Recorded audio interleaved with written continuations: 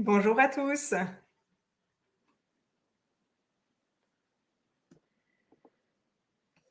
Bonjour à tous. Bonjour. On est en train de se connecter tous.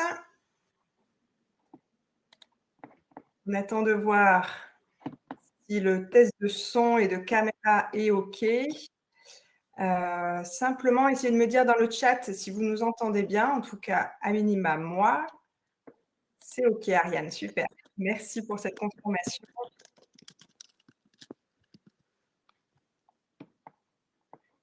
Bonjour Benoît. Bonjour Anne-Sophie. On attend que les intervenantes puissent aussi se connecter et puis les inscrits. On va démarrer d'ici 2-3 minutes. Et je vous dis à tout de suite.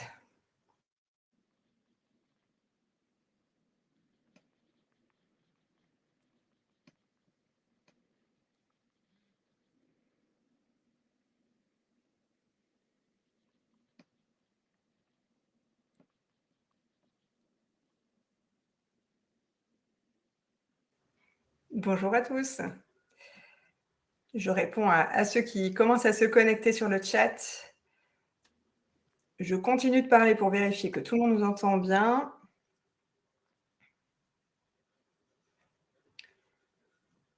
Nous avons encore quelques ajustements live pour que tout le monde puisse se connecter.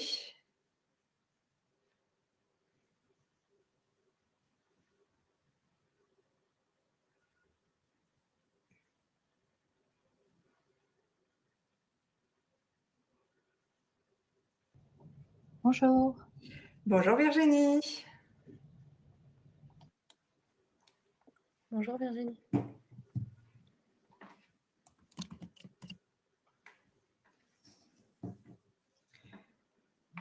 Les premières minutes nous permettent de nous caler et que tout le monde puisse arriver à se connecter. Bonjour Nadia, bonjour Solène, bonjour Gaëlle. Donc le son a l'air d'être OK pour ceux qui arrivent à se connecter. On a encore quelques ajustements. On a des intervenantes bloquées dans une salle virtuelle.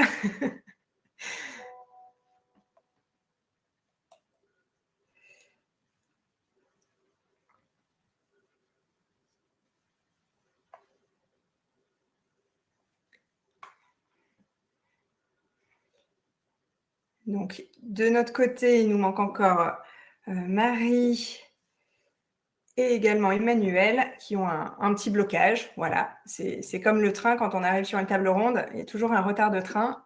Là, il y a un retard de connexion ou en tout cas d'ajustement. Mais écoutez, dites-moi peut-être déjà dans le chat, pour attendre que tout le monde puisse se connecter, eh bien, d'où vous venez, quelle est votre fonction, et ça nous permettra de se lancer doucement aussi. Je vois passer pas mal de bonjours dans le chat, donc c'est top. Ce que je vais faire pendant que tout le monde arrive à se connecter aussi du côté intervenant, je vais basculer les premières informations qui sont un peu plus, je dirais, classiques. Bonjour Pénélope, Corinne. Alors, on a pas mal de villes, Rennes, Bordeaux, Paris, qui sont représentées dans les fonctions des consultantes QVCT, avocates, DRH, responsable com, coach, DRH freelance, Lorena, consultante en e-mouvance conseil, si je le prononce bien. Marie qui nous rejoint en parallèle. J'ai réussi, pardon. Bonjour à tous. Bonjour Marie. Et il nous reste aussi Emmanuel, côté intervenante, qui arrive. Un petit problème de reconnexion. Donc, on gère ces imprévus pour se lancer. Hop. Dans les différents rôles aujourd'hui, donc on a commencé à se présenter dans le chat. Ce que je vais vous montrer, donc on va basculer les premières, je dirais, pour lancer le webinaire, je dirais les règles à savoir. Alors, vous avez un système de chat sur la plateforme sur la droite qui vous permet voilà, faire ces présentations, je vous demandais juste à l'instant de quelle ville vous venez et votre fonction également, donc ce qui permet de voir un peu la représentativité que nous avons dans la salle. Vous avez aussi un onglet questions. Là, je vous invite à l'utiliser pour poser vos questions, ce qui nous permettra à nous de lancer en direct à la fin et pouvoir en sélectionner quelques-unes. Je ne suis pas sûre qu'on puisse répondre à tout, mais n'hésitez pas à les partager. Comme ça, nous, on pourra revenir vers vous après pour répondre à toutes les questions. Je vais boire un petit coup. Hop, excusez-moi. Voilà. Et un onglet également sondage. Donc, c'est Marie qui va pousser ses premiers sondages. Si vous voulez, la première question, vous pouvez commencer à y répondre. Nous, on va faire déjà un premier tour aussi de table pour vous présenter les différentes intervenantes, parce que nous ne sommes que des femmes aujourd'hui. Et Emmanuel a l'air d'être bloqué dans une salle sur le côté. Alors, on va essayer de l'orienter, peut-être en navigation privée. On va tenter ça. Ah, Emmanuel. Parfait. Bonjour Emmanuel. Bonjour à tous, je suis désolée pour ce retard. J'ai dû me connecter sur mon téléphone. L'ordinateur a protégé l'accès oui, à la je ne sais pas. Je ne sais pas, mais en tout cas, je suis connectée, je suis avec vous. Je prends juste des écouteurs et je suis prête. Eh bien, parfait. On était en train de lancer les premières règles, donc tu n'as rien loupé du début. Marie a commencé donc à lancer le premier sondage et donc on précise, dans votre organisation, les émotions sont-elles prises en compte dans le pilotage stratégique? Oui, régulièrement. Parfois, mais sans cadre précis.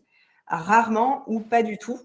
Je vous laisse répondre à ce sondage-là. Et pendant ce temps, on va faire aussi en parallèle le tour de table rapide. Donc, je laisse la parole peut-être à Benoît. On va faire dans l'ordre décroissant de présentation. Bonjour à toutes et à tous. Alors, moi, je m'appelle Benoît Taubé, je suis docteur en cognition sociale et j'ai travaillé pendant à peu près une dizaine d'années dans la recherche académique sur toutes les questions de comment est-ce que notre cerveau réagit quand on est en interaction avec autrui. Et ça implique notamment la question des émotions.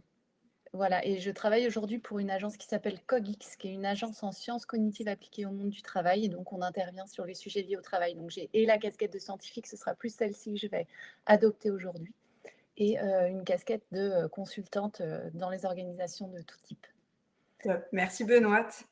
Nous avons Virginie également. Bonjour à tous, à toutes. Moi, je suis hypnothérapeute, sophrologue.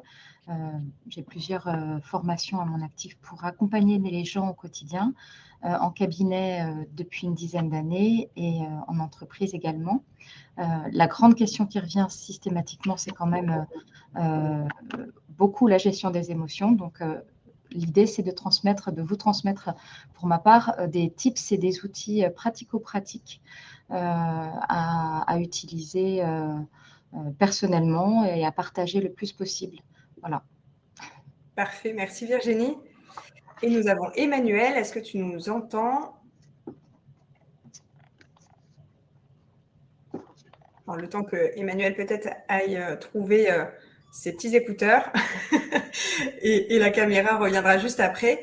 On fait un petit tour auprès de Marie du coup.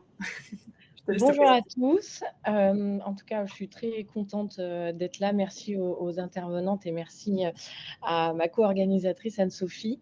Et merci évidemment à tous ceux qui ont répondu à l'invitation. En fait, alors moi, je suis fondatrice d'EmotiConnect, qui est un outil d'analyse émotionnelle qu'on a créé basé sur l'intelligence artificielle et les sciences cognitives. Voilà, donc on est leader européen aujourd'hui sur ce sujet et on cherche à s'internationaliser et à nous faire connaître aussi. Donc, au plaisir d'échanger. Merci beaucoup. Est-ce que Emmanuel, tu nous entends?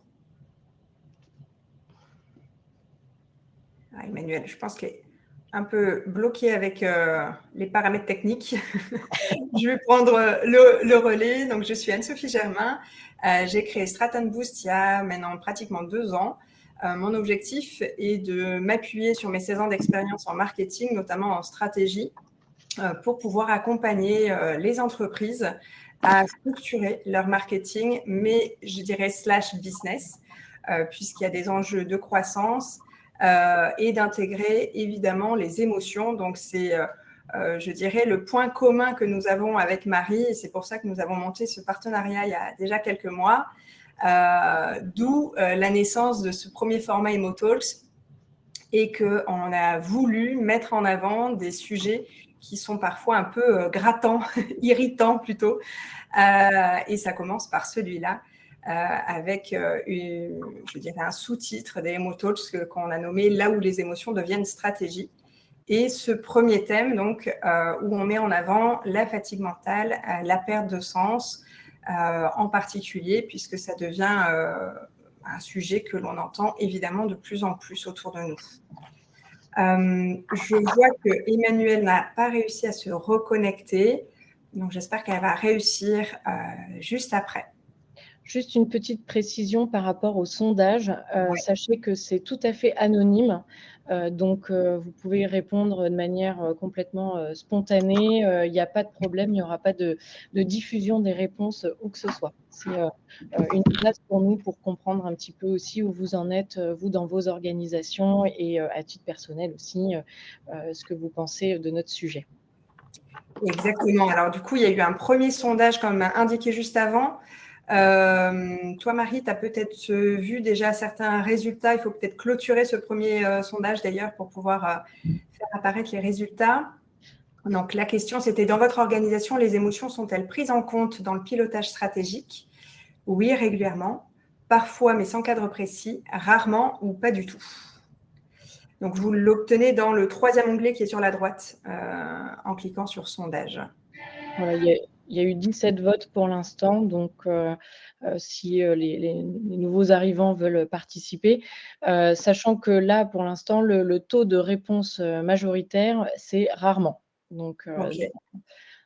Ça, donc un constat, finalement, on n'est pas surpris de ces réponses-là. Oui. On n'est pas surpris, effectivement.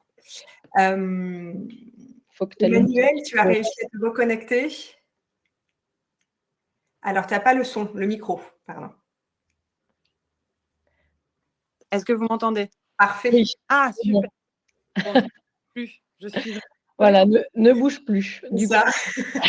On ne veut plus te perdre. On a fait un petit tour de table rapide, Emmanuelle. Est-ce que en quelques mots, tu veux bien te présenter, s'il te plaît? Bien sûr. Donc, je suis Emmanuelle, je suis DRH part-time aujourd'hui et depuis 5 voire 6 ans, et dans le monde des ressources humaines depuis une quinzaine d'années. Donc, aujourd'hui, je vais apporter un éclairage au regard des entreprises que j'accompagne et que j'ai accompagnées par le passé dans beaucoup de secteurs d'activité différents. Top. Et tu as pas mal de pairs, du coup, dans la salle, dans les participants, puisque au tout début de la connexion, j'avais demandé les fonctions et les villes aussi, d'où viennent les personnes et ce qu'elles font. Et il y a pas mal de DRH freelance aussi. Il y a des consultantes, il y a des consultantes QVCT, il y a pas mal de People Experience Manager aussi. Donc voilà, une représentativité intéressante. On a aussi des responsables communication, des managers. Donc, ça va être chouette de continuer à, je dirais, porter ce sujet, parce que ce n'est pas tant de débattre pour autant. Ce que je vous propose, Marie, il y a peut-être d'autres informations par rapport au sondage ou on peut continuer? On peut continuer, pas de Allez, souci. parfait. Un point à la fin sur les réponses. Bon, très bien.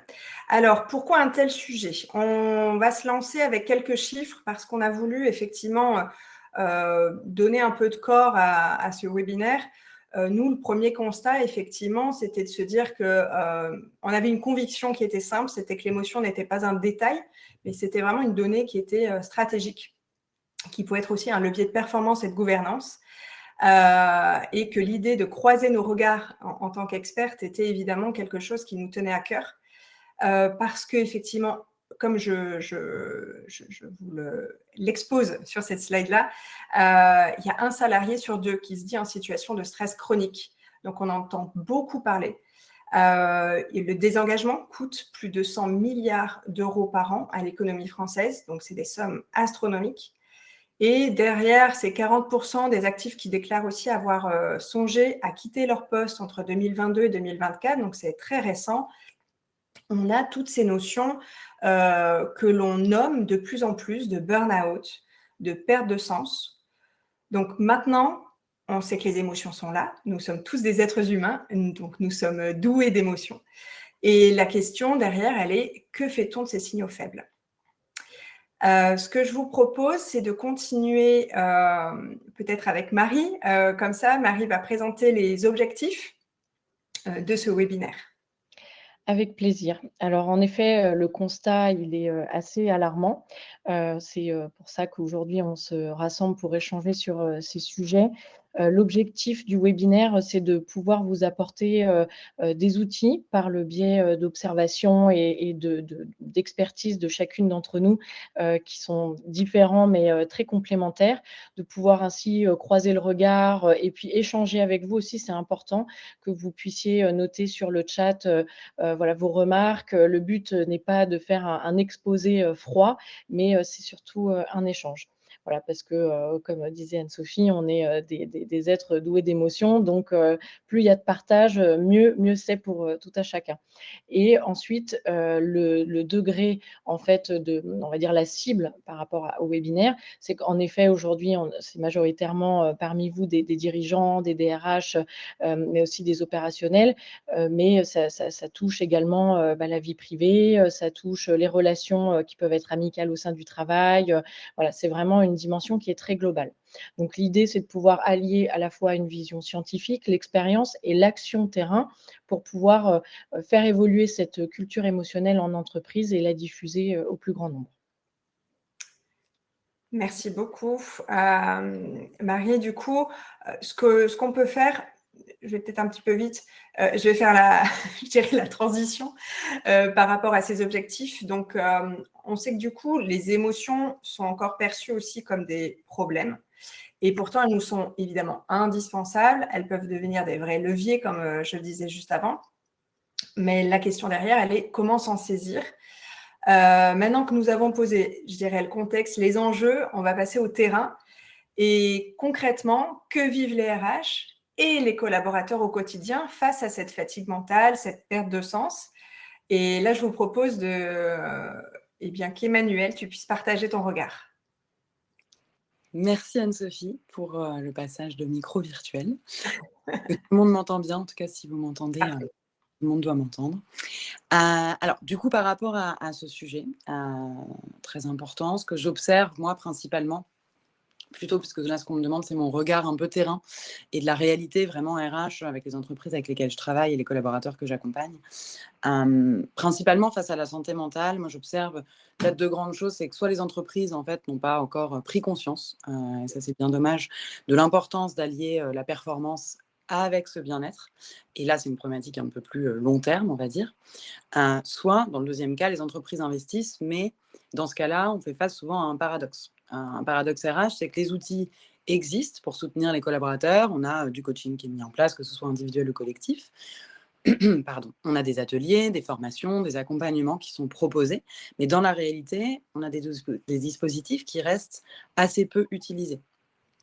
Et pourquoi ? Parce que, en fait, avant de parler pour moi d'outils, il faut parler de confiance et de cadre de confiance qui est posé en fait avec les collaborateurs en interne au sein de l'entreprise. Et du coup, moi, j'observe souvent des blocages face aux propositions en fait des entreprises dans le bien-être. C'est trois principales. C'est les injonctions paradoxales. En gros, on nous dit de prendre soin de nous, mais d'un autre côté, on nous demande d'être toujours plus performants. Alors ça, c'est une réalité d'entreprise, évidemment. Mais d'un autre côté, effectivement, ça dénote une culture d'entreprise de, effectivement, être performant, c'est important. Mais en même temps, il ne faut pas que ça efface complètement l'attention portée au bien-être du collaborateur. Après, il y a un deuxième point, c'est souvent la peur d'être jugé ou stigmatisé. C'est-à-dire qu'en gros, si j'exprime que je suis fatiguée ou que je ne suis pas bien, on pensera que je ne suis pas engagée ou que je ne suis pas assez costaud ou fort pour tenir le poste. Ça, c'est l'exemple typique du retour de congé mat, lors desquels, en fait, les femmes, souvent, n'osent pas évoquer leurs difficultés, alors que c'est hyper dur de reprendre un rythme de travail après un congé maternité parce qu'on est encore épuisé, mais de peur d'être jugé, et c'est bien sûr valable pour tous, hein, je ne parle pas que du congé maternité, mais en général, on a du mal à se dire qu'on n'est pas au niveau au travail, qu'on n'est pas au top mentalement au travail. Et puis après, il y a on va dire un manquement plus global, qui est souvent un manque de confiance envers la direction et parfois même envers les RH, du coup, qui sont très liés dans certaines entreprises à la direction. Évidemment, il y a une différence là entre les accompagnements individuels et collectifs. En individuel, ça peut être plus simple de créer du lien, alors qu'en collectif, on peut aussi avoir un peu peur du regard des autres. Ça, c'est un quatrième biais, entre guillemets, là-dessus. Et la question, c'est un peu justement, est-ce qu'il ne faut pas mettre en place une politique RH plus globale? En tout cas, moi, c'est l'observation que j'ai eue. C'est dans les entreprises où on ne traite pas seulement d'outils, mais en amont, on va travailler sur instaurer une confiance avec un cadre, une culture d'entreprise. C'est là où effectivement ça fait la différence. Et moi, j'ai certaines organisations alors, que vous connaissez qui vont plus loin, enfin que vous connaissez peut-être, hein, je vais vous les citer, qui vont plus loin que de proposer juste des solutions bien-être. On connaît tous Mocacare, par exemple. Enfin, en tout cas, en RH, c'est très connu. D'ailleurs, j'ai très bons retours concernant Mocacare. Mais du coup, mon message, c'est de dire que ça ne suffit pas si, en amont, on n'a pas instauré une culture d'entreprise de la confiance. Et du coup, là, les entreprises dont je voulais vous parler, c'est celles qui vraiment repensent carrément leur mode de travail, leur cadre de travail en amont. Donc, on a l'exemple très connu d'Alan, qui, de par son activité, du coup, a souhaité une organisation aussi innovante que sa mission. Ça, c'est leur propre communication qui le dit, avec du coup une organisation horizontale, donc qui favorise l'autonomie. Chaque collaborateur a un coach qui n'est pas son manager, c'est important de le préciser, évidemment en binôme avec un lead sur le management, mais qui n'est pas son manager et qui favorise du coup l'autonomie du collaborateur et son épanouissement, parce que ça rend légitime pour lui l'expression de ses émotions auprès de son coach. On a une autre entreprise qui s'appelle Shine, assez connue aussi, c'est une banque pour entrepreneurs qui se distingue pour le coup par sa politique RH, très axée sur le bien-être et la transparence, notamment salariale. On a beaucoup plus connu encore Patagonia, là pour le coup, qui soutient vraiment activement le bien-être des parents avec des horaires flexibles, des congés adaptés, tout en responsabilisant les équipes. Et puis après, on a plein d'autres, on va dire, excusez-moi, je perds mes mots, mises en place, qui peuvent aider. On a la politique de congé illimité. Bon, ça, il y a un peu débat là-dessus aussi, hein, on pourra en parler. Mais pour le coup, j'ai moi-même expérimenté la mise en place de la semaine de 4 jours chez un des clients que j'ai accompagné. Sur la base du volontariat, c'est une info très importante, parce que pour le coup, quand on propose aux gens d'être volontaires, c'est vraiment sur choix et c'est choisi et pas subi, un peu comme la problématique du télétravail aujourd'hui. C'est un vrai levier, en tout cas ça a été un vrai levier dans ce cas-là, dans un exemple vécu, pour alléger la charge mentale et puis redonner aussi du sens aux collaborateurs dans leur activité du quotidien et rééquilibrer évidemment avec leur vie personnelle. Donc là, on parle vraiment de repenser l'organisation en elle-même pour créer vraiment ce cadre émotionnel, évidemment, plus respirable pour les collaborateurs. Donc, moi, si je devais identifier un message clé dans tout ça, ce serait celui-ci, ce serait que sans climat du coup de confiance en amont, les outils ne prennent pas vraiment. Et je crois que c'est précisément ce que Virginie va vous montrer à ma suite, c'est que quand on se sent en sécurité, les outils deviennent vraiment efficaces. Donc, ouais, je crois. Tout à fait. Merci Emmanuel. Effectivement, le retour avec des exemples très concrets est super pertinent parce que souvent on se dit qu'il y a un climat de confiance qui doit être instauré par rapport au manager surtout, mais finalement d'avoir même un coach qui est en dehors de la relation de travail direct, c'est super intéressant.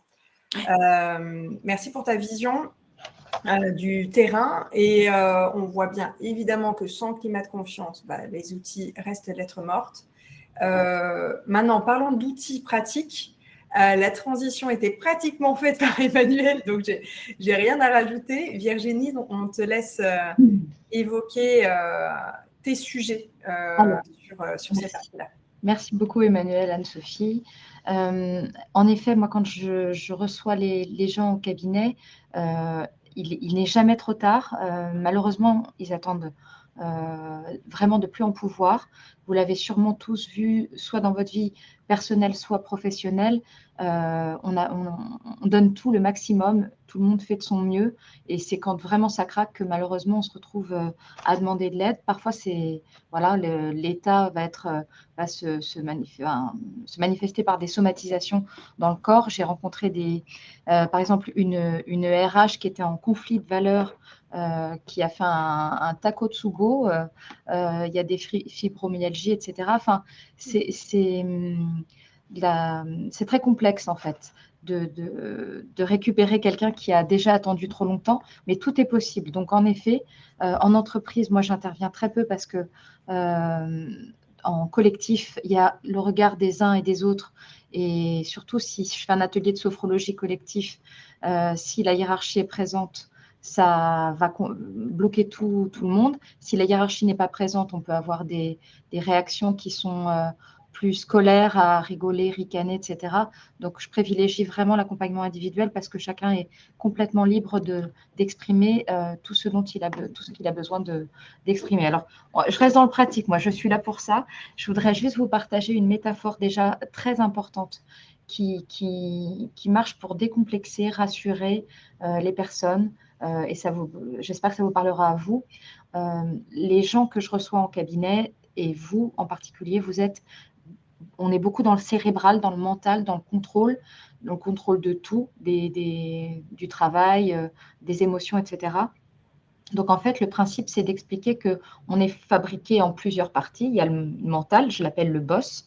Il y a la partie plus émotionnelle, intuitive, inconsciente, qu'on ne contrôle pas et qu'on ne contrôlera jamais, avec laquelle il faut restaurer une communication. Et j'explique aux gens, imaginez que vous avez peut-être, allé dans le cœur, une sorte de coffre-fort, un coffre au trésor, dans lequel serait rangée votre identité, vos secrets, vos rêves, votre mémoire et surtout vos valeurs, vos besoins, vos limites, tout ce qui fait que vous êtes individuellement précieux et unique au monde.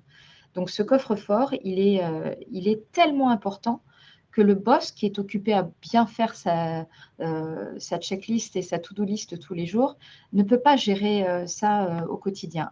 Pour ça, on a par chance les émotions, et c'est comme dans vice-versa, sauf que le cockpit n'est pas là, il est plutôt dans le ventre. Il y a quelqu'un qui entend mal, j'espère que je parle assez fort. Oui, ça a coupé quelques instants, mais c'est revenu. Alors, imaginez que dans le ventre, vous ayez une armée. Paul Ekman, qui a établi qu'il y avait à peu près une cinquantaine d'émotions, et peut-être qu'il y en a beaucoup plus. Imaginez que vous avez dans le ventre une cinquantaine de chevaliers ou d'Amazones, vous leur donnez la forme que vous voulez, mais des gardiens qui protègent votre trésor, c'est-à-dire vos besoins, vos limites et vos valeurs. À chaque fois que quelque chose dans votre périmètre personnel, professionnel, va pas aller comme vous le souhaitez, va pas aller comme vous l'avez anticipé ou imaginé, parce qu'on imagine beaucoup de choses, eh bien, une émotion, un gardien va monter. C'est scientifiquement prouvé en neurosciences, ça monte par le nerf vague, ça va dans le système limbique et ça tape à la porte pour exprimer quelque chose. Si on n'exprime pas ces émotions et qu'on garde tout à l'intérieur, ça va finir par somatiser dans le corps. Si on apprend à les gérer, et c'est ce à quoi je travaille avec les gens que j'accompagne, eh bien, on ouvre la porte. Alors, il ne s'agit pas non plus de courir dans tous les sens avec l'émotion en panique, etc. Ça ne résoudra rien. Il faut considérer que c'est comme un gardien qui donne un message, parce qu'il y a un vrai besoin. Un besoin peut-être de faire une pause, un besoin de se questionner si on est aligné sur nos valeurs, un besoin de sécurité, de changer d'axe, de questionner en tous les cas.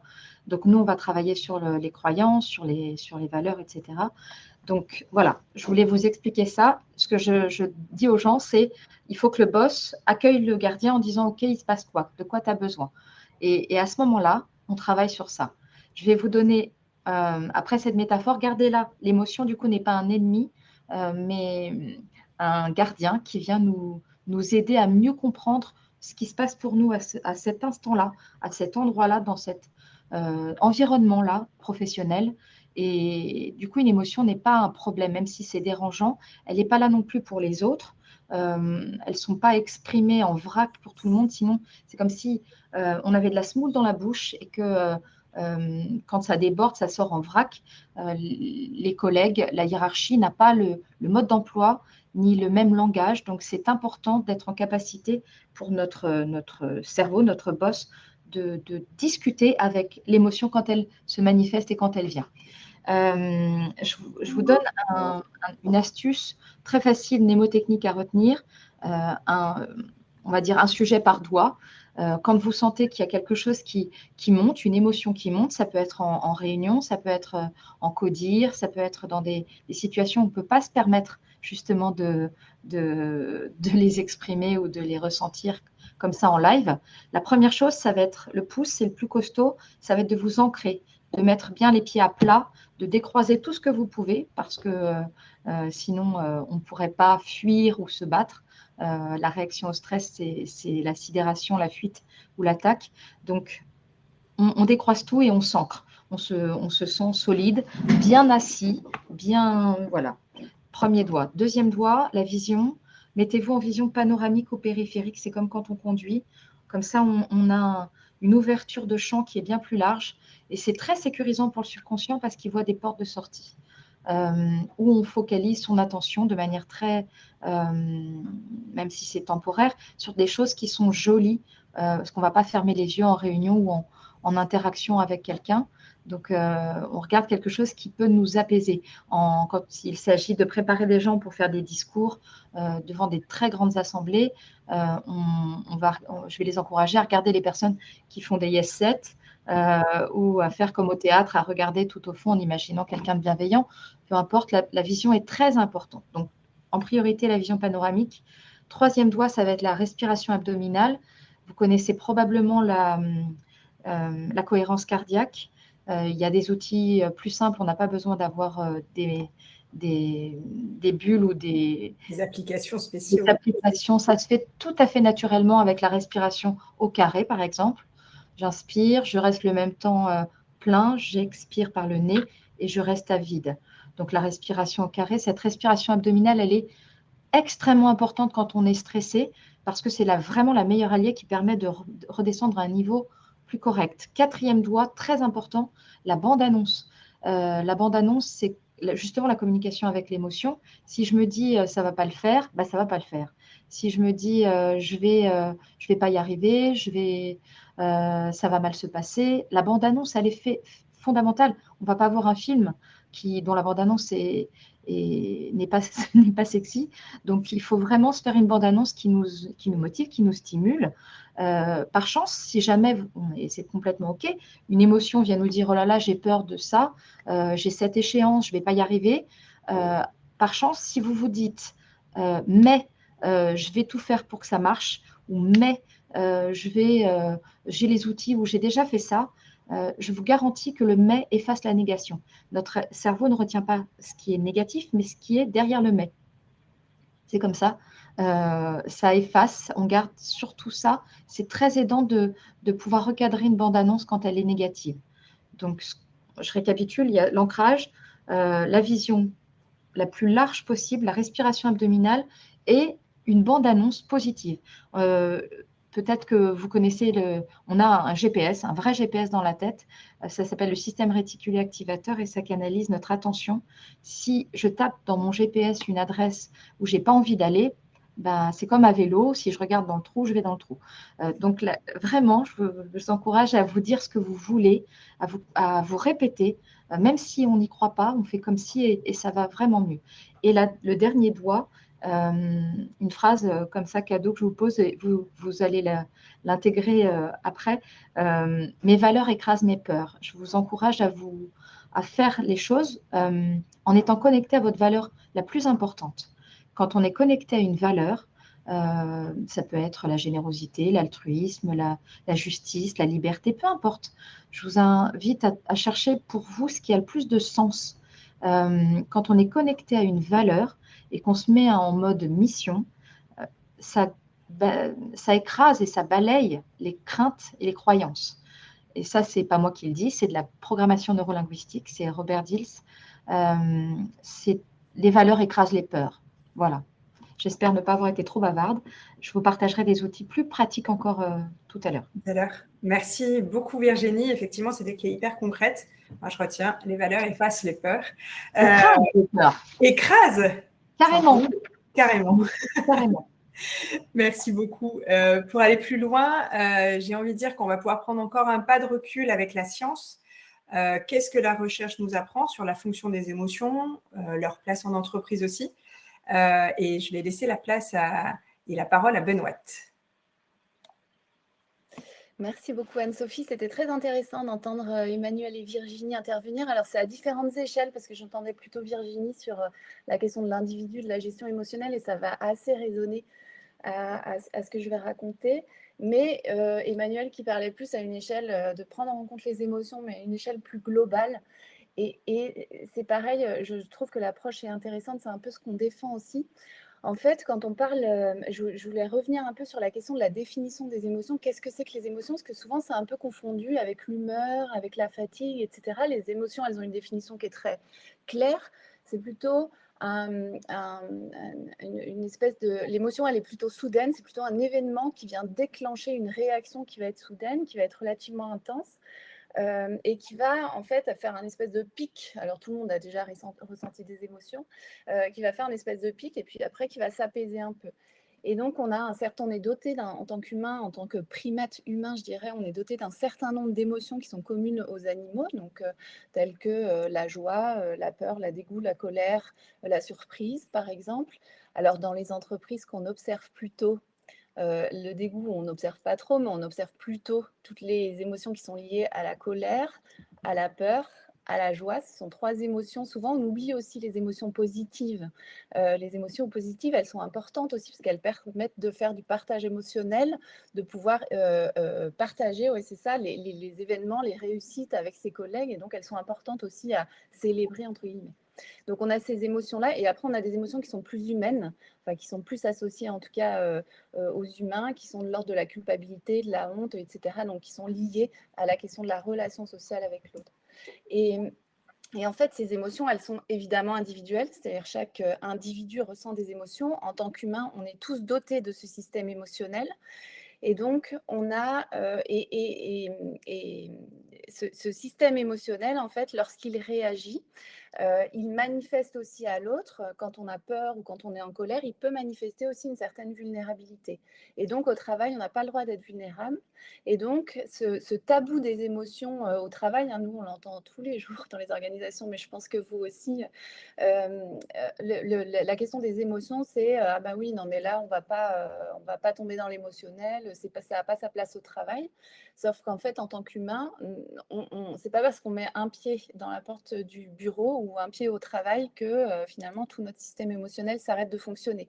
Parce qu'en fait, pourquoi est-ce qu'il ne s'arrête pas de fonctionner? Parce qu'en fait, le système émotionnel, il est fondamental pour la survie de l'être humain. C'est-à-dire qu'il nous permet très simplement de survivre et de réagir très rapidement aux stimuli de notre environnement, aux menaces potentielles de notre environnement. Donc, si par exemple, je vois un chien ou un serpent, alors dans la rue, c'est peu probable, mais disons que si je vois un chien qui aboie soudainement, eh bien, je vais avoir besoin de ce système émotionnel qui va réagir par la peur et qui va, comme le disait Virginie tout à l'heure, qui va déclencher une réaction automatique de fuir et de partir en courant. Et donc, ce système émotionnel, il est essentiel pour le fonctionnement humain et il l'est tout autant au bureau. C'est-à-dire qu'en fait, on ne met pas de côté, on ne se dépossède pas de ce système émotionnel quand on va au bureau. Donc, le fait de rendre tabou en fait, le sujet des émotions au travail est un peu une hérésie parce qu'en fait, c'est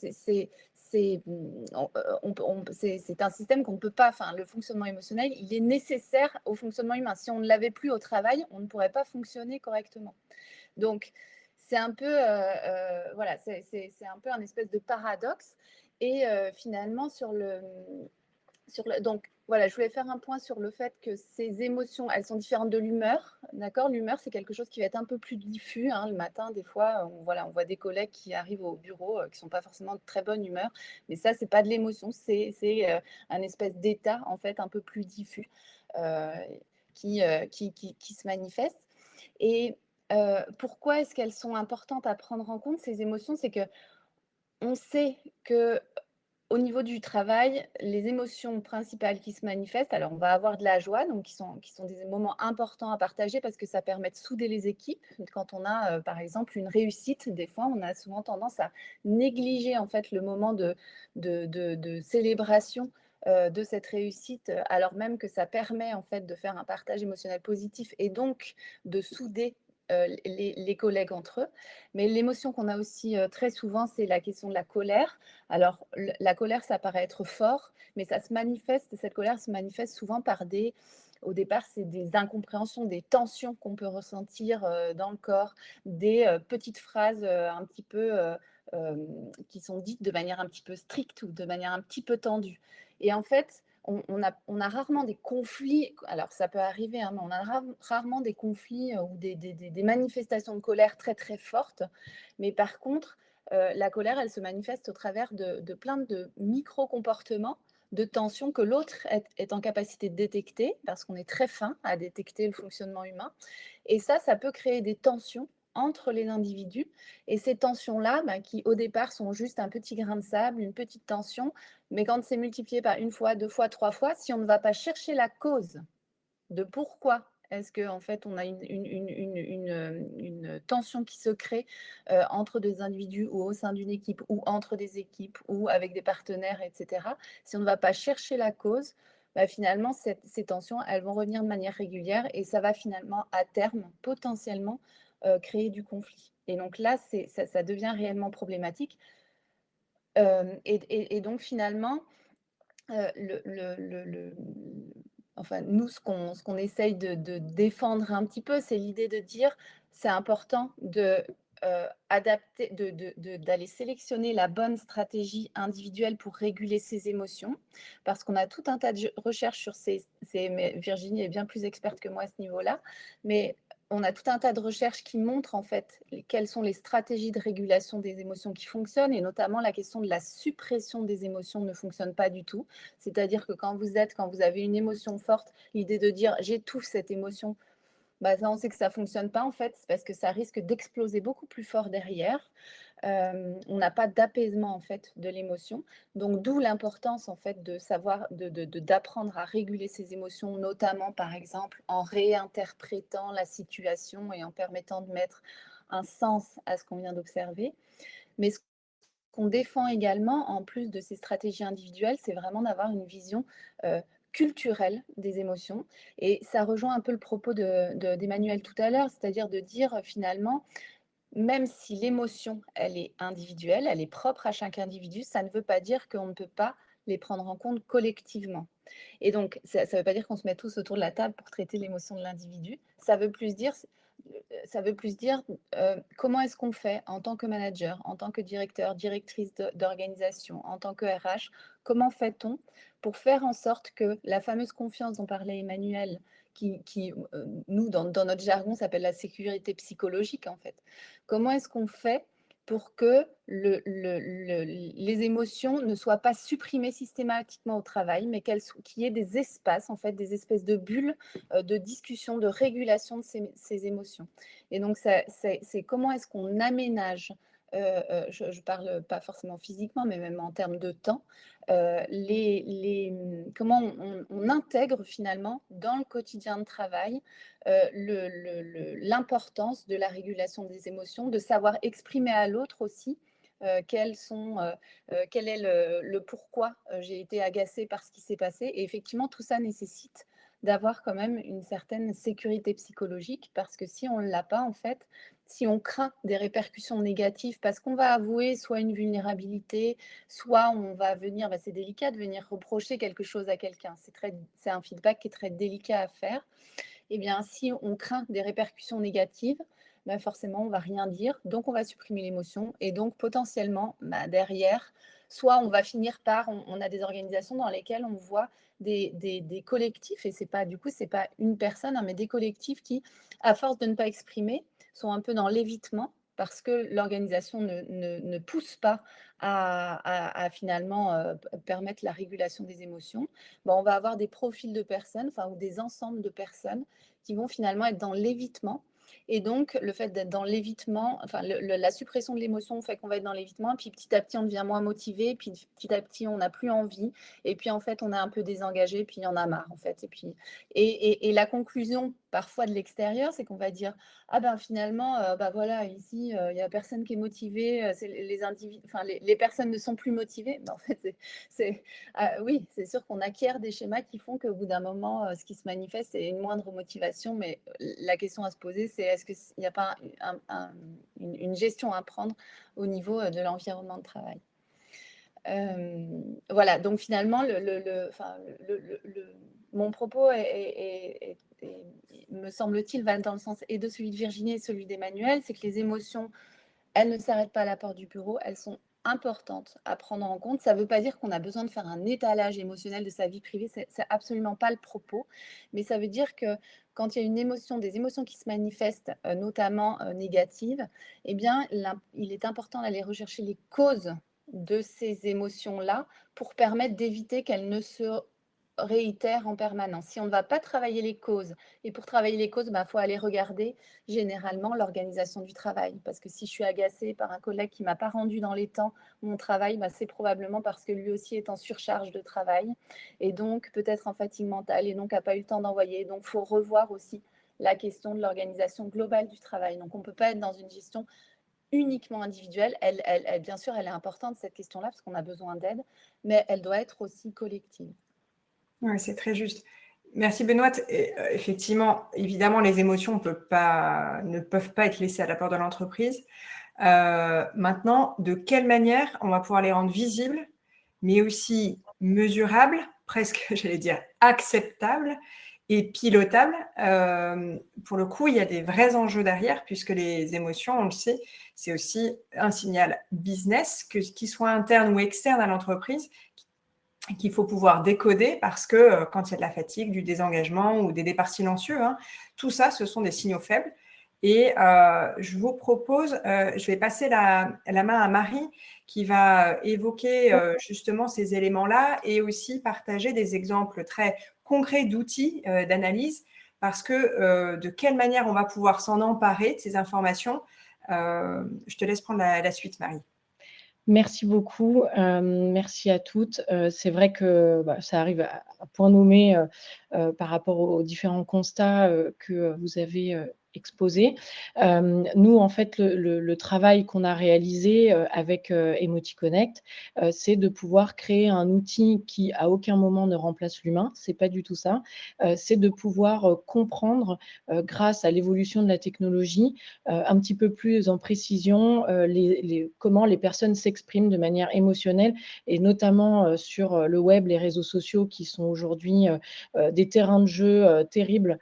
D'ailleurs, ils en parlaient là récemment aux informations, notamment pour les adolescents avec TikTok, mais c'est vrai que c'est un constat qui est aussi pour les adultes, aussi pour les personnes qui sont dans le milieu du travail et que ça a un impact pour eux dans leur quotidien. Donc nous, notre travail aujourd'hui, c'est d'avoir développé un outil qui permette d'aller plus rapidement sur l'analyse des émotions avec un constat scientifique. On a travaillé sur un champ lexical qui est très, très large. On a été accompagné par le CNRS sur toute cette capacité de comprendre à la fois comment une personne s'exprime, comment on le traduit d'un point de vue émotionnel et ensuite comment est-ce qu'on met en place concrètement des axes de performance qui peuvent être à la fois du coaching émotionnel, qui peuvent être aller avoir des loisirs près de chez soi qu'on ne supposait pas forcément. On n'est pas là pour remplacer des thérapeutes, bien au contraire, on est là pour faciliter en fait le chemin pour certaines personnes. Il y a aussi une question générationnelle. Avant de dire je vais voir un thérapeute ou je vais voir un psychologue, c'était au secours, il ne faut pas le dire, il ne faut pas qu'il fût dit.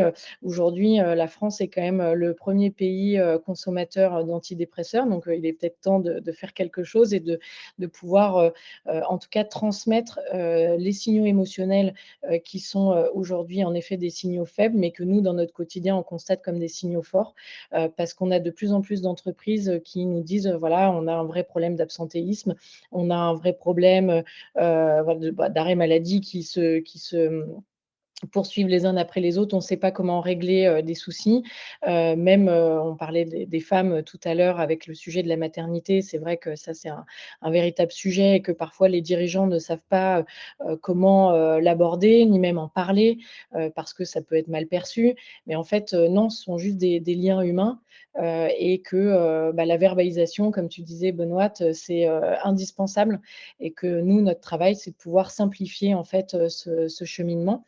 On a également développé un agent IA qui s'appelle Jacqueline. Voilà, que Catherine, qui est parmi les participants, je perçois son sourire quand je mentionne son nom. C'est vrai qu'on a voulu créer un petit personnage un petit peu sympathique, à qui on peut se confier, à qui on peut raconter un peu tout ce qu'on veut. Et ce personnage, en fait, il a été formé aujourd'hui pour pouvoir répondre à des problématiques émotionnelles, pour aider les personnes à ensuite se diriger vers leur DRH, vers leur thérapeute ou même vers leur conjoint pour leur dire aujourd'hui j'en ai marre, j'ai envie de partir en week-end et me sentir bien. Donc voilà, c'est une approche qui est très globale et le but c'est de pouvoir communiquer de manière ludique et transmettre aux entreprises des scorings et des vrais KPI pour les aider à s'améliorer. Voilà. Merci beaucoup pour ce partage, Marie. Effectivement, il y a beaucoup de sujets qui sont importants. Derrière aussi, le décodage, j'allais dire, de ces signaux faibles, il faut pouvoir les rendre visibles, mais aussi dans des tableaux de bord qui peuvent être plus classiques. Il y avait trop de L pour moi. Et ce qui permet aussi d'avoir un impact direct sur ce qu'on pourrait nommer la performance business, la rétention aussi, que ce soit côté client, mais aussi d'un point de vue de communication RH interne aussi. Il y a certains partages dans le chat qui sont très pertinents. Pénélope qui met en avant le fait que dans son entreprise, il débute les one-to-one avec la roue des émotions ou des besoins. Il peut y avoir plein de choses qui sont super appréciées de cette manière-là. Des choses très pratico-pratiques, j'enlève un peu le regard marketing business que je pourrais avoir, mais ici, en partage d'outils et de presque d'icebreaker parfois qu'on pourrait faire sur des réunions qui peuvent être très stratégiques même, c'est tout simplement commencer avec la ronde des compliments. On se place tous en rond et on adresse un compliment, j'allais dire gratuit et qui fait juste du bien à son voisin.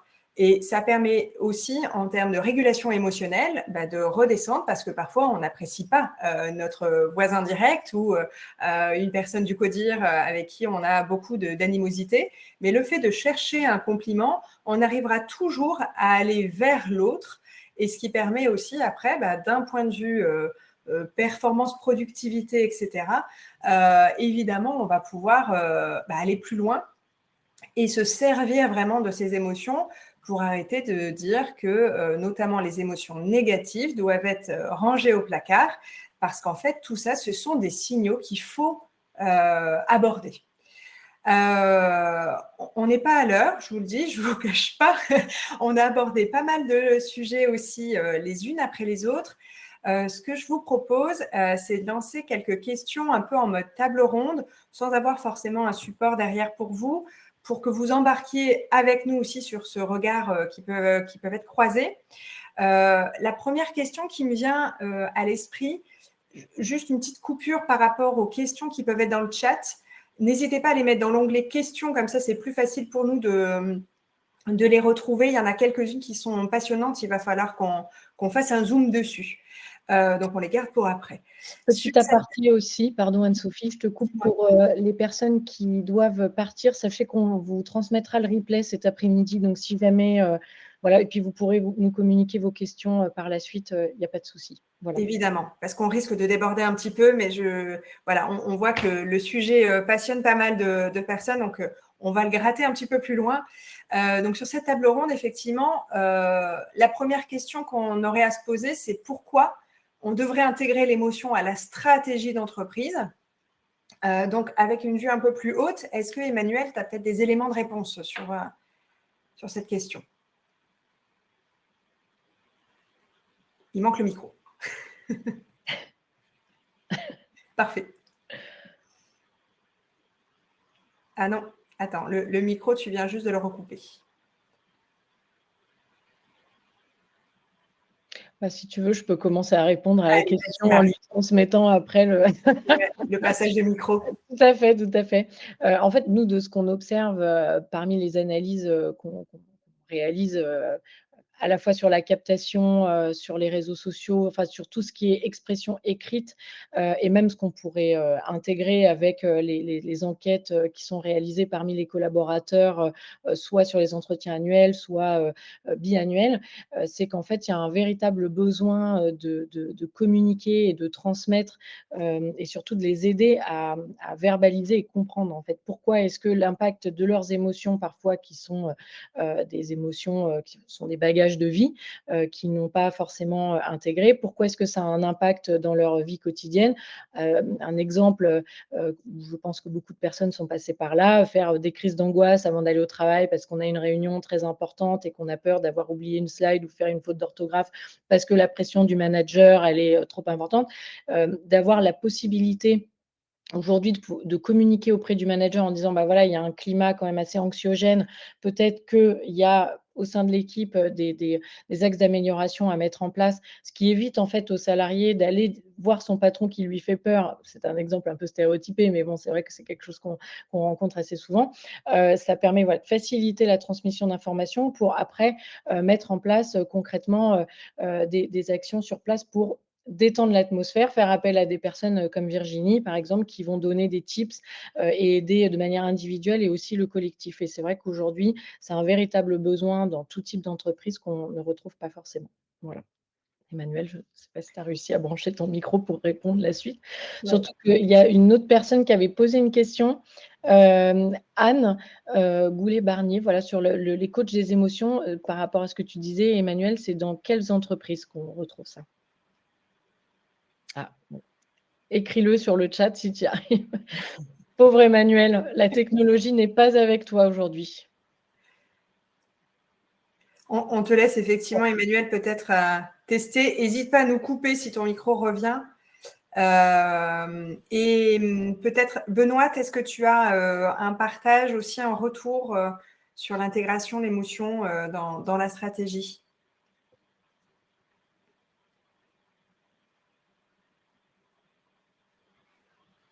Je crois qu'on a un problème de micro externe avec nos intervenantes. Alors, je prends le sujet. Si jamais il y en a une d'entre vous qui arrive à débloquer le micro, pourquoi est-ce que ça a bloqué maintenant? On ne saurait vous dire. L'émotion, moi, je vais vous partager aussi la vue un peu plus peut-être marketing. Et l'émotion, on la voit comme une donnée stratégique, un levier de gouvernance, ça, on en a parlé. Il ne faut pas oublier que les émotions influencent aussi la perception d'une marque, la décision d'achat et évidemment l'engagement, qu'il soit interne ou externe.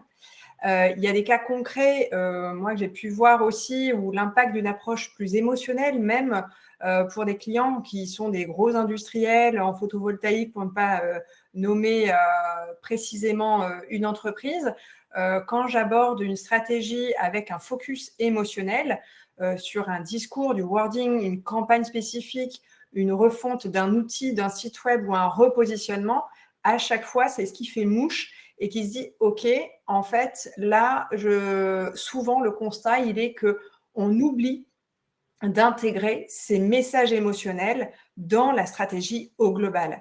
Donc, évidemment, de mon côté, de mon point de vue, c'est que ma conviction, c'est qu'un marketing qui doit être efficace doit commencer par écouter, comprendre, ressentir ce que nos futurs prochains clients, prospects, d'avoir cette connaissance, en tout cas client, c'est évidemment quelque chose d'hyper important parce qu'après, on observe aussi qu'on a une sorte on est absorbé, je dirais, par le quotidien, par des tâches, par le commerce qui va demander, par exemple, au service marketing de fournir une presse en urgence, un cas client, un témoignage, une vidéo, etc. Et sauf qu'on a du mal à prendre ou à faire ce défocus, cette prise de recul pour dire, OK, de quelle manière on en a vraiment besoin, à quels objectifs ça répond. Et ça permet aussi de soulager en termes de tension et d'émotion quand il y a des besoins urgents. En tout cas, on les interroge et on peut plus facilement continuer dans le quotidien. je dirais presque changer de regard pour changer de modèle parfois. Benoît ou Emmanuel, je sens que les micros, même Virginie, ont pu être désactivés. S'il y en a une d'entre vous qui veut prendre le sujet, n'hésitez pas. Alors déjà, est-ce que vous m'entendez? Oui. Super, ok. Bon, désolé à toutes les participantes et les participants, on a un petit problème technique de micro aujourd'hui. Alors oui, du coup, je reprends en cours de route, désolé, mais j'ai passé 10 minutes à régler mon micro. Donc, j'ai regardé en attendant les questions dans le chat, parce que je comptais répondre par écrit, et j'ai vu un élément intéressant sur lequel je voulais rebondir, une question sur les feedbacks. Donc, je passe à une autre question, naturellement, sur les feedbacks et l'importance du feedback. Et tout à l'heure, Benoît l'a abordé rapidement dans le cadre de son intervention. Et c'est vrai que c'est un point hyper important. On demande effectivement, la question c'est et quid de l'importance du feedback, hein. Si je résume la question, c'est une question d'Élise, je crois. Et du coup, effectivement, je trouve que c'est pareil, c'est un outil qui est hyper utile. On le voit encore dans l'exemple d'Alan avec le binôme entre le coach d'un côté qui va accompagner le collaborateur sur justement comment il se sent au quotidien et qu'est-ce qui le bloque pour pouvoir avancer. Donc l'accompagner vraiment dans son avancement et pourquoi, comment il doit s'y prendre, il va s'y prendre. Et d'un autre côté, le lead, qui est plus un rôle finalement de suivi de la performance, donc qu'on peut entendre au sens de manager dans une organisation plus classique. Et à côté de ça, il parle beaucoup justement du feedback, c'est-à-dire que c'est le coach qui gère cette partie feedback avec avec le collaborateur. Et encore à côté de ça, je donne effectivement aussi des formations sur cette partie feedback. Je trouve que c'est quelque chose qui est plutôt bien perçu et par les collaborateurs et par les managers, donc vraiment dans les deux sens, puisque c'est quelque chose qui permet d'avoir une communication assez fluide sur justement comment tu t'es senti par rapport à ça, comment on peut améliorer ensemble les choses, et du coup qui permet une écoute assez ouverte entre collaborateurs et managers.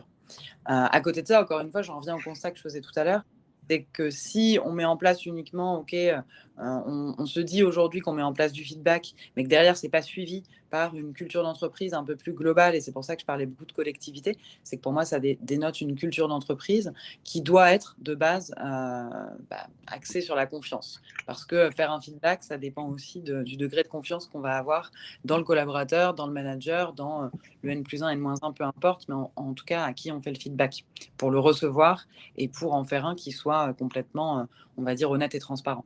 Donc encore une fois, c'est un outil qui est hyper utile, mais à condition qu'il soit mis en place dans une culture qui soit assez transparente, et en tout cas de confiance. Je rebondis à ce que tu dis là-dessus.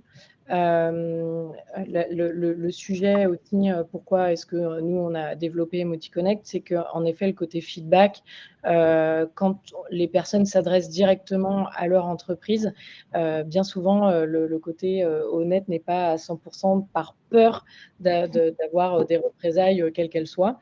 C'est pour ça que nous, en fait, on a travaillé sur un scoring émotionnel qui permet d'aller capter à la fois ce qui se passe sur les réseaux sociaux de manière spontanée et 100% anonyme, ça c'est important, et aussi d'ajouter toutes ces données de feedback interne qu'on peut recevoir pour les mettre en confrontation et pouvoir jauger en fait de ce scoring dans la manière la plus précise et la véracité la plus intense, on va dire.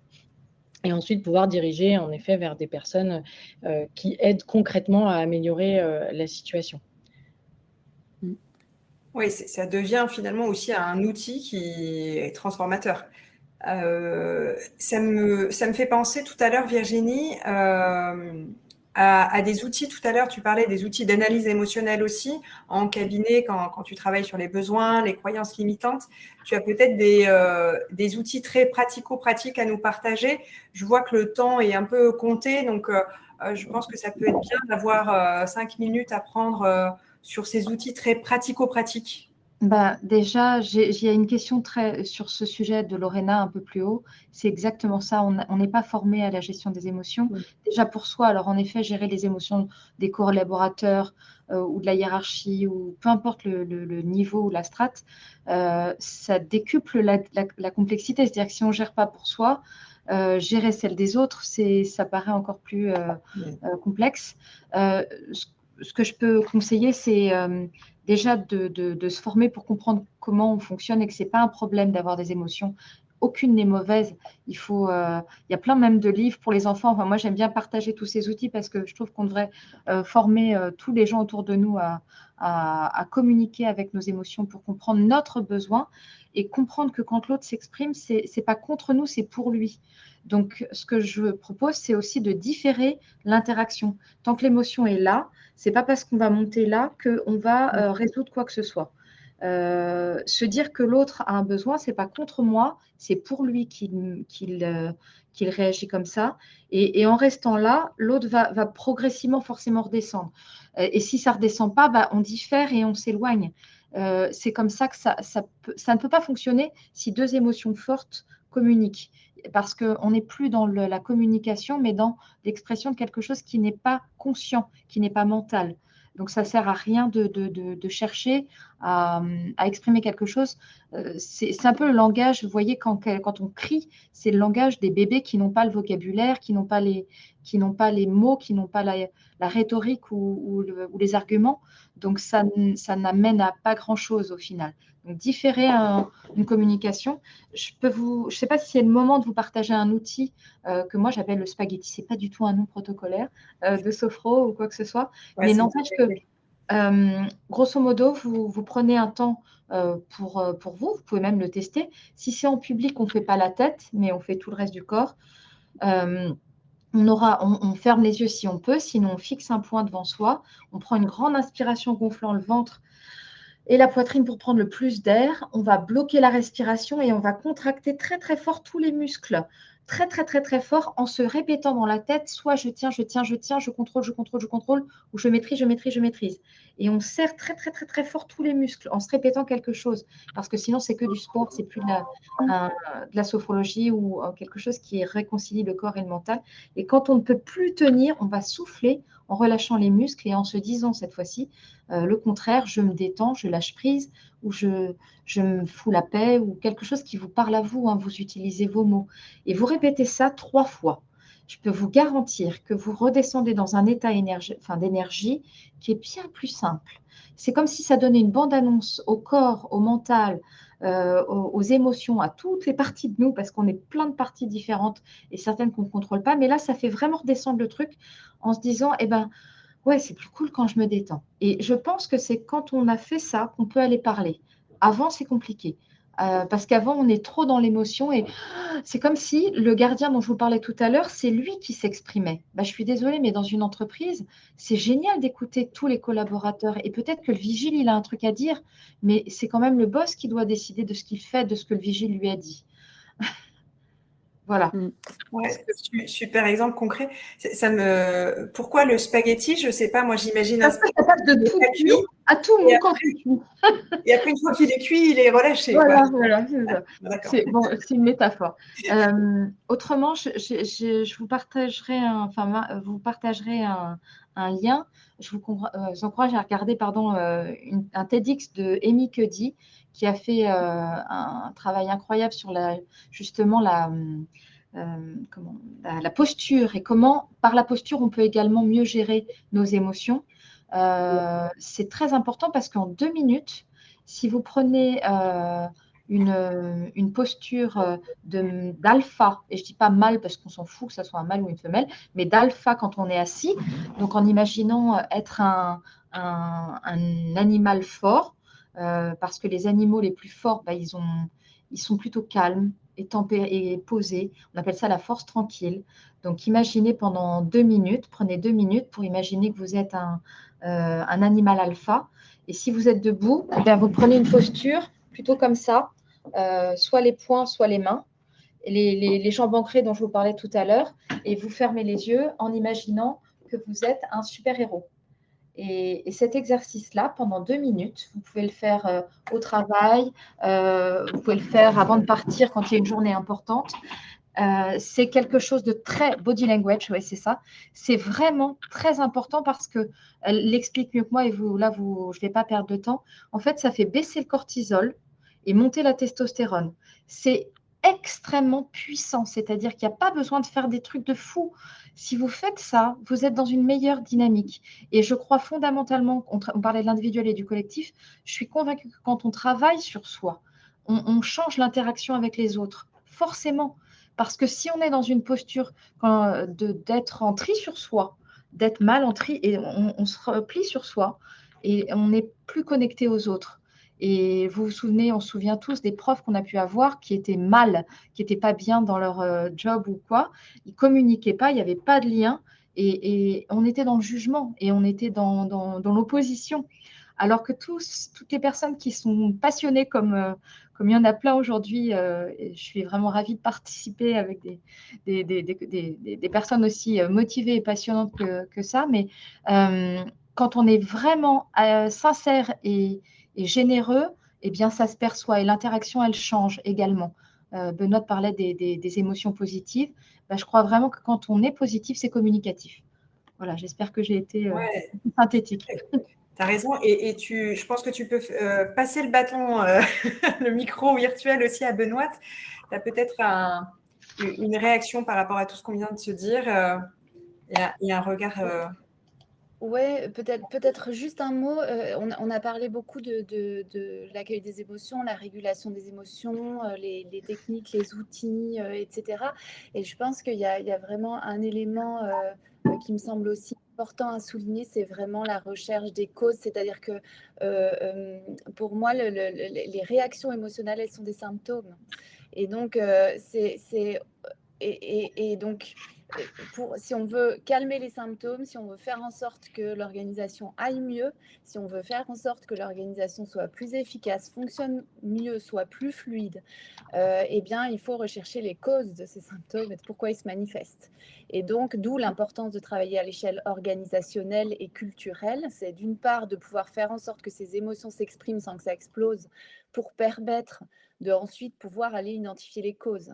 Et donc, voilà, c'est peut-être quand même ça qui me semble important aussi à rappeler, c'est-à-dire que de réussir à travailler sur la source, quoi. C'est très intéressant, effectivement, comme tout, quand il y a une maladie aussi. En général, en tout cas culturellement, on adresse les conséquences de la maladie et donc on va venir essayer de soulager les symptômes. Mais si on vient identifier la cause, eh bien, on va pouvoir prévenir plutôt que guérir. Et là, je pense qu'on peut s'inspirer aussi de la culture asiatique qui ont évidemment une posture très différente de la nôtre sur ces sujets-là. C'est très intéressant. Je vois que l'heure a été dépassée. Nous avons encore des participants qui sont là. Merci pour votre écoute et merci d'être restés encore un peu plus. On continuera à vous partager de toute façon après ce webinaire pour continuer de faire vivre l'expérience, j'ai envie de dire, et le sujet des outils pratiques, des ressources. Voilà, il va y avoir pas mal d'éléments qu'on va pouvoir vous partager. Je dirais que si on devait passer à la suite, c'est voilà comment on a synthétisé les 3 messages qu'on voulait vraiment faire passer. C'était vraiment de mesurer autrement avec des indicateurs émotionnels, des capteurs collectifs, évidemment de soutenir autrement aussi, donc là les outils courts, des formats qui peuvent être modulables, et de piloter autrement l'émotion comme levier stratégique mais aussi culturel. Il y a évidemment derrière l'intelligence émotionnelle qui va reposer sur, je dirais, la capacité à capter et réguler. Ça, on en a parlé.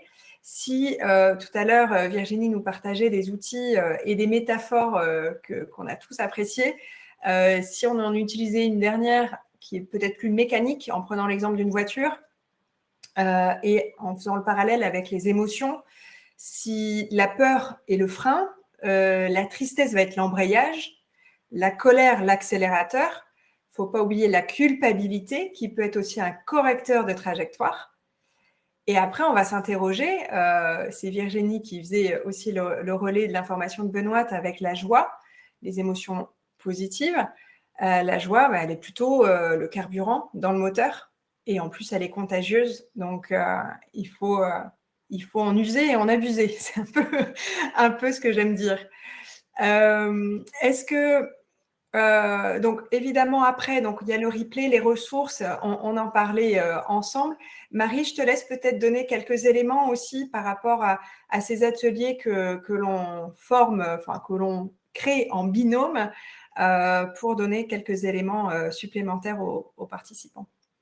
Oui, on s'est dit que voilà, après avoir communiqué sur le webinaire et le nombre de personnes qui ont réagi positivement, donc d'ailleurs merci encore à tous, on s'est dit que ça pouvait être intéressant de créer en fait des ateliers de travail où voilà, Anne-Sophie et moi, on vous accompagnerait, mais aussi s'il y a des sujets qui peuvent être repris par Benoît, Virginie et Emmanuel, voilà, on n'hésitera pas à les solliciter aussi si elles sont d'accord, bien sûr.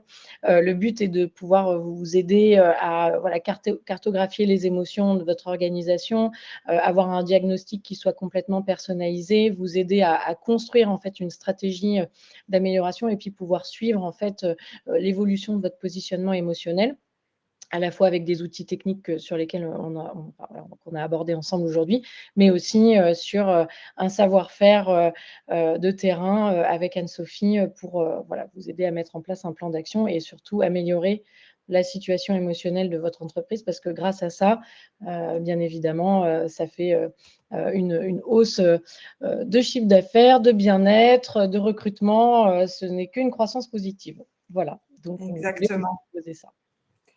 Merci Marie pour ces quelques mots. Il y avait quelques sondages aussi que tu avais poussés. Tout à fait.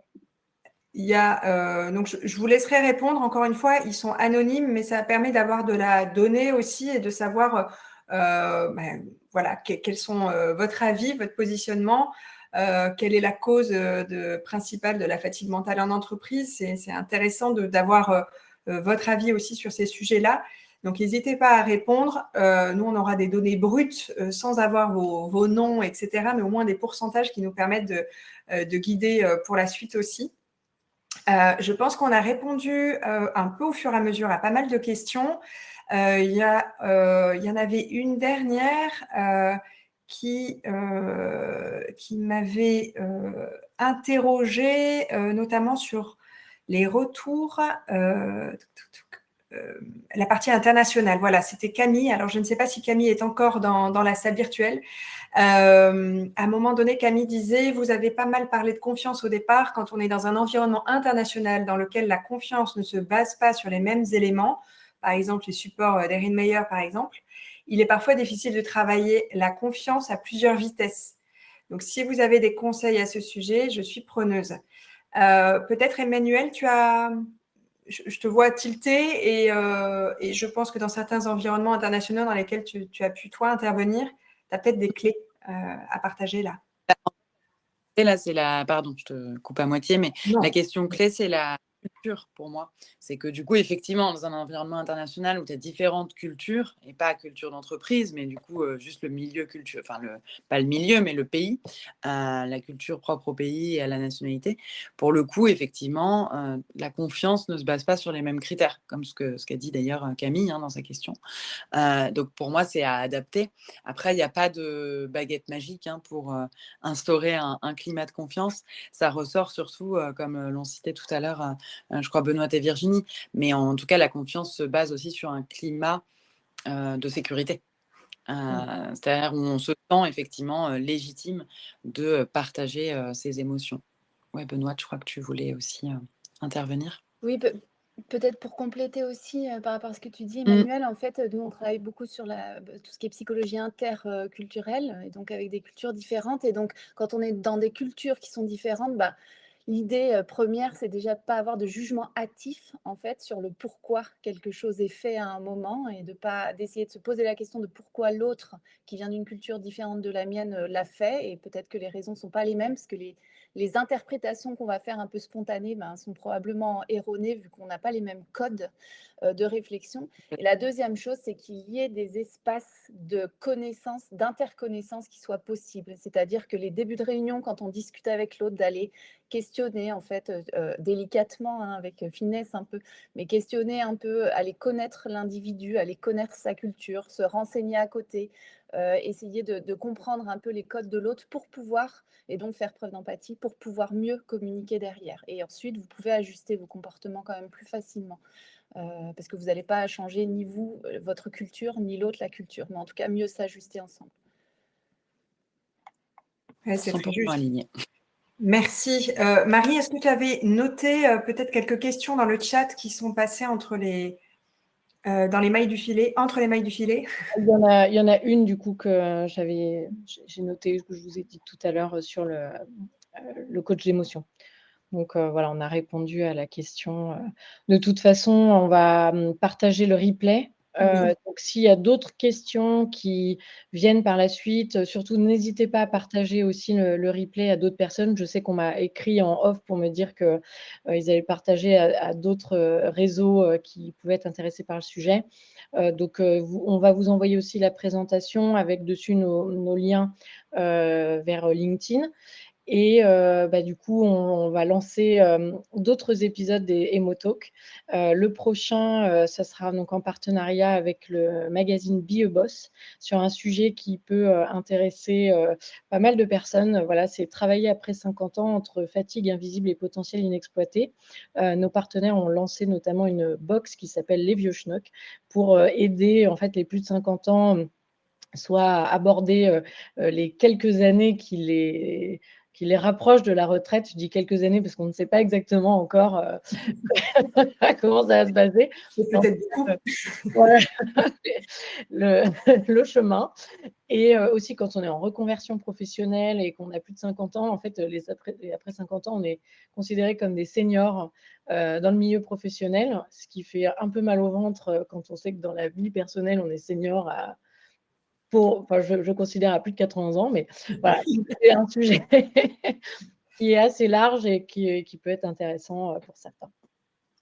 Et là, je voudrais aussi faire un dernier mot à toutes les personnes qui ont pu aussi partager en amont et communiquer autour de Emotalks. Ça a été super apprécié à la fois de Marie et de moi, et évidemment des intervenantes qui nous ont fait le plaisir de nous rejoindre sur cette première aventure. Merci encore Benoît, Virginie et Emmanuel de nous avoir fait confiance sur ce sujet-là qui nous animait toutes déjà. Donc, c'était vraiment super apprécié et appréciable. Et puis, le dernier mot, merci à toutes et tous pour la participation, vos réactions dans le chat, vos questions et vos remarques qui ont fait chaud au cœur aussi. Donc, on vous laisse avec nos coordonnées, Marie et moi. Et effectivement, on pourra ajouter les liens LinkedIn. C'est une très bonne remarque, Marie. On ne l'avait pas encore fait. Et comme ça, vous pourrez évidemment continuer de discuter de tous ces sujets qui sont importants. Et je vous souhaite une très bonne journée. Merci à tous. Bonne journée. À très bientôt. Merci. À bientôt. Au revoir tout le monde. Bonne journée. Au revoir.